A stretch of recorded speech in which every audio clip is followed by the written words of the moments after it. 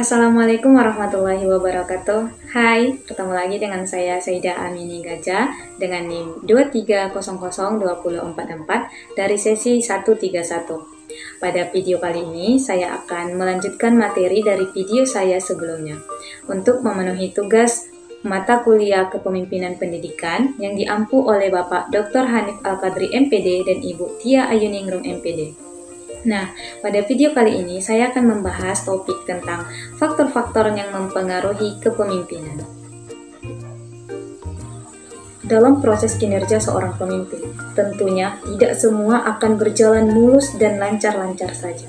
Akan terdapat faktor-faktor yang turut mempengaruhi kinerja pemimpin tersebut. Pada dasarnya atau pada umumnya, ada 3 gaya kepemimpinan yang dikembangkan oleh Hetzlacher, sebagaimana yang dikutip dari video Bapak Dr. Hanif Al-Qadri, yang mana 3 gaya kepemimpinan ini akan sangat mempengaruhi kepemimpinan seseorang. Yaitu yang pertama adalah pemimpin itu sendiri. Artinya adalah sifat personal yang akan muncul pada dirinya, atau mungkin sifat itu merupakan sifat bawaannya. Artinya, bagaimana sikapnya ketika menjadi seorang pemimpin.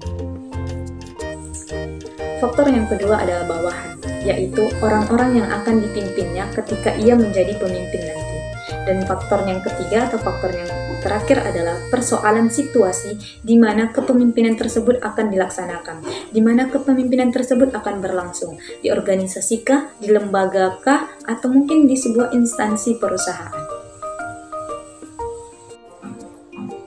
Faktor-faktor tersebut akan saling berkolaborasi menjadi faktor-faktor yang akan mempengaruhi sikap kepemimpinan seseorang. Singkatnya saja, seorang pemimpin tidak akan bisa berdiri sendiri, tidak akan bisa mengelola organisasinya sendiri. Sekalipun dia pintar, dia cerdas, dia bijaksana, dia akan tetap dipengaruhi oleh 3 faktor-faktor yang kuat tersebut, baik itu dari internalnya maupun dari faktor eksternalnya sendiri. Kita kaji kembali pada faktor atau unsur pertama tadi. Pemimpin adalah orang yang memiliki kemampuan untuk menggerakkan, memotivasi, atau mempengaruhi orang-orang yang berada di bawahnya. Sebuah kepemimpinan akan berhasil apabila orang yang memimpin memiliki kecakapan atau keterampilan khusus dalam memimpin. Setiap orang atau setiap pemimpin memiliki keterampilan yang tidak sama atau memiliki kemampuan yang berbeda-beda. Dapat kita rasakan apabila kita dipimpin dengan pemimpin yang A, kita merasa senang, merasa bersemangat, dan merasa termotivasi. Namun apabila kita dipimpin dengan pemimpin yang B, kita merasa biasa saja dan tidak ada semangat dalam diri kita atau kegiatan itu berjalan begitu saja.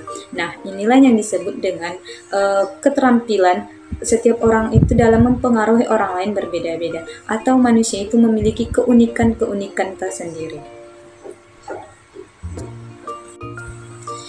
Selanjutnya adalah komponen kedua dari apa yang saya sebutkan tadi, yaitu bawahan. Bawahan atau yang sering kita sebut dengan karyawan atau pegawai adalah sekelompok orang-orang yang tergabung dalam sebuah lembaga atau organisasi yang saling bekerja sama dan memiliki tujuan yang sama demi kemajuan organisasi atau lembaga tersebut. Dalam sebuah lembaga atau organisasi, bawahan memiliki peranan yang sangat amat penting yang akan turut secara langsung berperan terhadap kemajuan organisasi tersebut. Oleh karena itu, kemajuan satu organisasi sangat bergantung kepada bagaimana bawahannya atau bagaimana karyawannya, lalu kembali kepada bagaimana pemimpin dalam mempengaruhi karyawannya tersebut. Oleh karena itu, pemimpin pun dituntut untuk mampu memilih, memilah, dan menseleksi karyawan dalam perekrutan karyawan baru secermat mungkin untuk bisa memajukan atau mencapai tujuan organisasi yang telah direncanakan awalnya. Dan yang ketiga adalah komponen yang terakhir adalah situasi, di mana pemimpin berusaha mempengaruhi orang lain agar mau bekerja sama dan menuruti perintahnya dalam rangka mencapai tujuan organisasi bersama. Kita kita akan melihat lebih jauh bagaimana sebenarnya faktor-faktor yang memberikan pengaruh kepada kepemimpinan seseorang itu.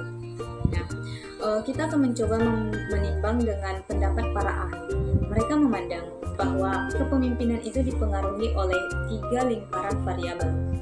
Variabel yang pertama adalah yaitu variabel individu, yang kedua adalah organisasinya secara umum, dan yang ketiga adalah variabel persoalan sosial. Kita kaji kembali satu persatu. Yang pertama adalah seorang pemimpin sangat dipengaruhi secara individu, bagaimana skill teknisnya, wawasannya, kemampuannya, dan yang lainnya. Dan yang kedua adalah bagaimana seorang pemimpin ini mampu bekerja sama atau berada di tengah-tengah individu, berbaur, bekerja sama dengan karyawan atau pegawainya dalam organisasi untuk mencapai tujuan organisasi bersama. Dan yang ketiga adalah faktor sosial. Dalam konteks sosial, bagaimana seorang pemimpin mampu beradaptasi dengan orang-orang di lingkungannya, dengan orang-orang yang beragam karakter. Ia mampu ikut serta mengambil bagian dengan kelompok tersebut, sehingga pemimpin ini pun bisa diterima dengan baik oleh kelompok orang-orang tersebut. Dari faktor-faktor yang sudah saya jelaskan tadi, faktor-faktor tersebut dibagi lagi menjadi 2 bagian, yaitu faktor internal dan faktor eksternal. Faktor internal menyangkut tentang kepribadian pemimpin tersebut, bagaimana ia memimpin, bagaimana ia mempengaruhi orang-orang atau karyawan yang ada di bawahnya. Dan yang kedua adalah faktor eksternal yang menyangkut dengan bawahan dan lingkungan sosialnya. Bagaimana ia mampu beradaptasi dengan orang-orang atau dengan lingkungan karyawannya.